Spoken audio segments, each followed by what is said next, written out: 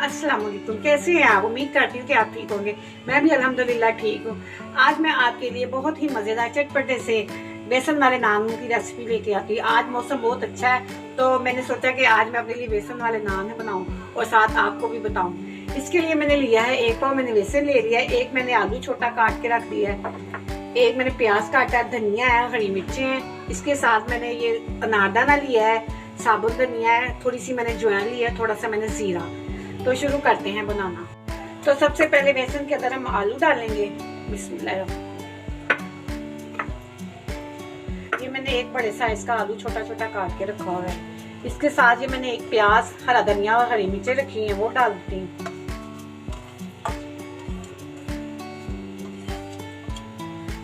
साथ ही इसके साथ अनारदाना, साबुत धनिया, ज्वाइन और जीरा डाल देती हूँ। इसके साथ अब मैं इसके अंदर मसाले डाल दूंगी। मसालों के अंदर मैं आधा चम्मच लाल मिर्च डाल दूंगी,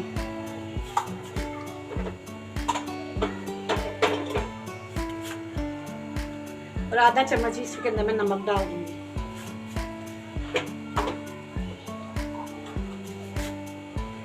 आधा टीस्पून इसमें हल्दी का जाएगा। चम्मच मैं इसमें गरम मसाला पिसा हुआ डाल दूंगी। अब इसको पहले मैं मिक्स करके फिर इसमें पानी डाल के इसका बना लेती हूँ। तो व्यूअर्स, इसके साथ अगर आपको ये मेरी बेसन वाले नान की रेसिपी पसंद आए तो मुझे कमेंट्स में जरूर लिख के बताइएगा।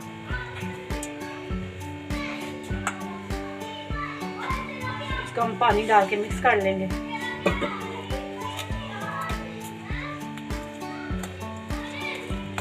ये देखें हमारा बेसन तैयार हो गया। इसके साथ मैंने नान भी रख दी है। आप चूल्हे के ऊपर कढ़ाई रखें और इसमें ऑयल डालती हूँ गर्म करने के लिए।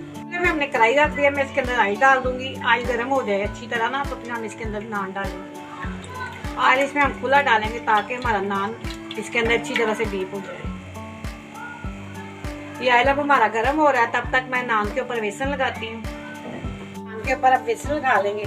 ज्यादा हमने गाढ़ा मोटा मोटा नहीं लगाना, इसको पतला पतला करके ना हाथ के साथ लगा लेते हैं। मेरा हाथ से आसानी हो जाती है ना। इसको हमने दोनों साइडों पे बेसन लगा देना है। मेरे पास 3 नान है, इस वक्त 3 नान बना लेती हूँ। हमारा ऑयल गर्म हो गया, मैं इसके अंदर ये नान डाल दिया। ऐसे आराम से हमने इसके अंदर नान डाल देना है। चूल्हा हमने मीडियम रखना है, फुल नहीं रखना। इसको हमने 3 से 4 मिनट ऐसे ही पकाना है। इसको हमने चेंज नहीं करना ताकि बेसन अंदर से अच्छी तरह जरा गल जाए। ये हमारे 2 से 3 मिनट हो गया। मैं इसकी साइड चेंज कर दूंगी। ऐसे पकड़ के इसको ऐसे आराम से मैंने इसकी साइड चेंज कर दी है। भाई देखिए माशाल्लाह से नीचे से कितना अच्छा बन गया। बस हमने इसको चूल्हे को देखना है कि हम तेज ना कर दें, आस्था चूल्हे पे रखना है। तेज चूल्हे पे ये एकदम से जल जाता है। अब 2 से 3 मिनट मैं इसको इस साइड पे पकाऊंगी। तो ये देखिए व्यूअर्स, हमारा नान तैयार हो गया है। मैं इसको निकाल दूंगी। ये देखिए माशाल्लाह से इसकी लुक कितनी अच्छी आई है और ये हमारा नान तैयार हो गया। अब मैं इसी तरह दूसरा नान इसमें डालूंगी। तो व्यूअर्स ये देखिए, इसी तरह मैंने इसे दूसरा नान जो है ना कढ़ाई में डाल दिया है। पहला नान हमारा तैयार हो गया है। अब इसी तरह इसको मैं एक साइड से पहले पकाऊंगी, फिर दूसरी साइड पे पकाऊंगी।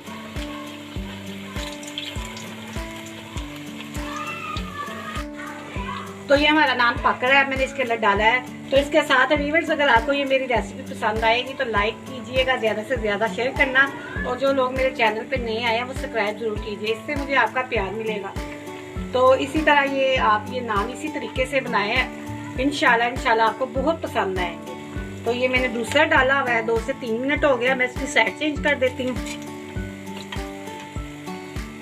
इसी तरह ये देखें माशाल्लाह से कितना प्यारा इसका कलर आ रहा है। और ये हमारे नान देखे, ये जो मैंने पहले बनाया था कितना प्यारा बना है। बिल्कुल इसी तरह आपका भी बनेगा अगर आप इस तरीके से बनाएंगे।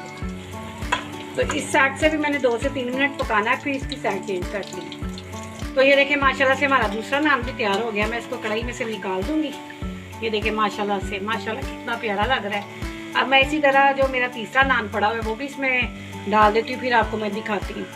देखिए माशाल्लाह कितनी प्यारी इसकी लुक है। अब मैं इसी तरह आपको तीसरा नान ना बना के दिखाती हूँ। तो फिर ये देखें माशाल्लाह से हमारे नान सारे तैयार हो गए। ये देखें माशाल्लाह से इसकी लुक चेक करें, कितने अच्छे नान बने हैं। बिल्कुल नरम है, ये बिल्कुल इसमें अकड़ाव नहीं आया। बाज़ लोग इसको सख्त कर देते हैं, ये बिल्कुल सख्त नहीं बने, बिल्कुल नरम बने हैं। इसी तरीके से आप घर में नान बनाए। अब इसके साथ मैं अच्छा सा रायता बना लेती हूँ। ये देखिए, इसके लिए मैंने एक बोल में दही ले लिया, इसके अंदर मैंने नमक मिक्स कर दिया है और इसके साथ मैं इसके अंदर पुदीना, हरा धनिया और हरी मिर्च की चटनी पीसी है मैंने, वो इसके अंदर मिक्स कर दूँगी। ये नान के साथ ये पुदीने की चटनी बहुत मज़े की लगती है। आप लोग इसको केचप के साथ भी खा सकते हैं, लेकिन ये दही वाले रायते के साथ ये बहुत अच्छी बनती है। तो देखिए माशाल्लाह से मेरी चटनी तैयार हो गई है। तो माशाल्लाह ये मेरा रायता भी तैयार हो गया, मैंने साथ केचप भी रख दी है। मुझे तो लग रही है भूख और मैं ऐसे खाने लगी। तो व्यूअर्स, अगर आपको ये मेरी रेसिपी पसंद आए तो लाइक करना, ज़्यादा से ज़्यादा शेयर करना। जो लोग मेरे चैनल पर नए हैं वो सब्सक्राइब जरूर कीजिए। इसके साथ ही मैं आपसे चाहूँगी इजाज़त, दुआओं में याद रखिएगा। अल्लाह हाफिज़।